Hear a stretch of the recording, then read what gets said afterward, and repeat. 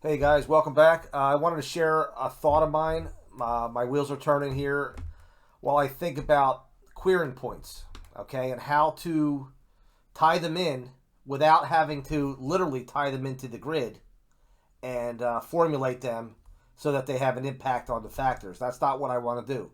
Instead, what I want to do is use them in a way that could help determine what the race shape may be for the particular race. And this is just an idea I'm playing around with, and I'm really throwing it out there just for some thoughts. I'm sure I might get a few emails about it, some people in the Discord, or even comments in this particular video here, sharing ideas and thoughts on this. I'm hoping to get some of them. Okay, and here's my thought right now. I'm taking. Let me open up a race. This is race number. Let me go to race number 1, 6 furlong race. Okay, what my thoughts are is I'm taking a look at the querying points of all horses that show an E or an EP. Okay, running style. Okay, a horse that can run, that has shown it's run its best races on the lead or within a length or length and a half off the lead, or one that can do that, or as well find an EP. There are no EPs in this race. Did I miss one? All right, anyways. Or the EP, okay, the presser that can run within 3 to 4 lengths off the lead. And taking a look at their querying points, okay? And what I've been doing was, so in this race here, I've been ignoring any querying points from just solely pressers and stalkers, or sustained, I should say. I've been ignoring them, and I've been just taking into account the E's and the E/P's. And the reason the E/P's is not necessarily for the P in there, but for the E in there. Okay, that's why I'm ignoring the solo P's. So we got 5 points here, plus another 6 is 11, plus another 6 is 17,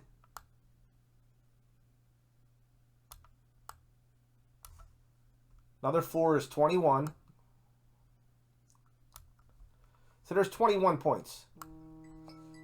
And from there, what I've been doing was I've been taking that 21 and I've been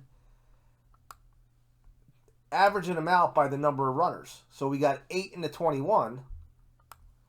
And then when I get 8 in the 21, I come up with an average of 2.62. Okay, and I did that in my head. So hopefully I'm right there, but I think I am. I got a 2.62 average, and I just been listing the number of horses that could potentially be on the lead. And then you can go and, like you normally do, and check your PPs, or like we've done in the past, and find out of them for who has set the best half time, 45.2, out of those runners. And maybe determine who's going to be the leader. But back to what we were talking about. What I don't know right now is I'm going to have to do some trial and error as the races run. Find out this 2.62. What is it telling me? Is 2.62 fast? Is it slow? I got to imagine it's, I look at it this way. If there's an E8 in the race, and there's a single E runner, and it's an E8.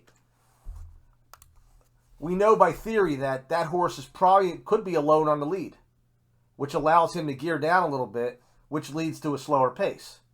So if there were 8 horses in that race, and let's say, for example, just for simplicity purposes, he was the only E runner at all. There was no EPs, there was no more querying points to add to that. We divide that 8 by 8 runners, we're going to get a QP average of a 1. So we would know that a 1 would be most likely, possibly a slow pace if the race is run projected based on how we're projecting it. A lone E is an E8, should get the lead, be able to gear down. So QP is 1. What I'm curious about now is how much of a increment is a 1.6 from a 1. Is that making a big deal?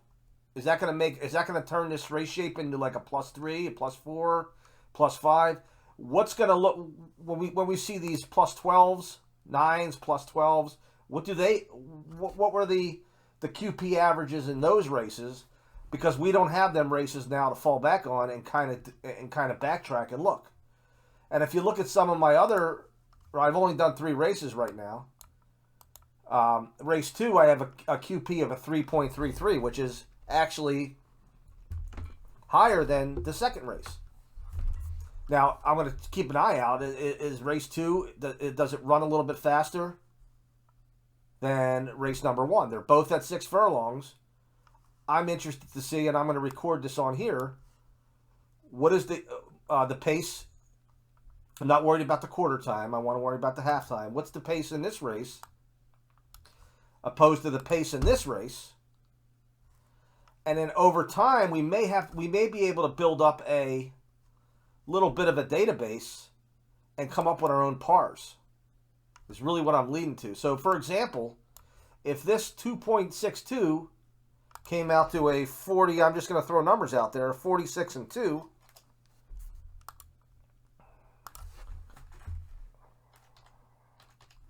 And let's say this 3.33 came out to a 45 and 4. A keyboard. Always having keyboard problems when I'm on here. And we have enough over time then we could get an average now. Okay, we all of a sudden we do a race and it comes out to a 2.85 QP. We can look at our chart and find out what the projected pace of that race could potentially be. And then from there, we could determine, based on other, let's say we projected to be a 46.3. And we look at a 46.3 at the particular track, and a 46.3 is a -2, -4. And we back it up by looking at a few more. Let's see if we can find another 46. Hold on. Of course, it's not going to be easy to find, especially when I didn't script this ahead of time. Let's see if I can find one more. 46.2. Oh, God. 46.2. If I can find that 46.2 again. +5, +5. I mean, I hope you guys know what I'm getting at here. I want to be able to come up with our own pars based on these queer and point average. And be able to determine what the pace of the race may be. And then at that particular track, what is the standard race shape for that particular pace time.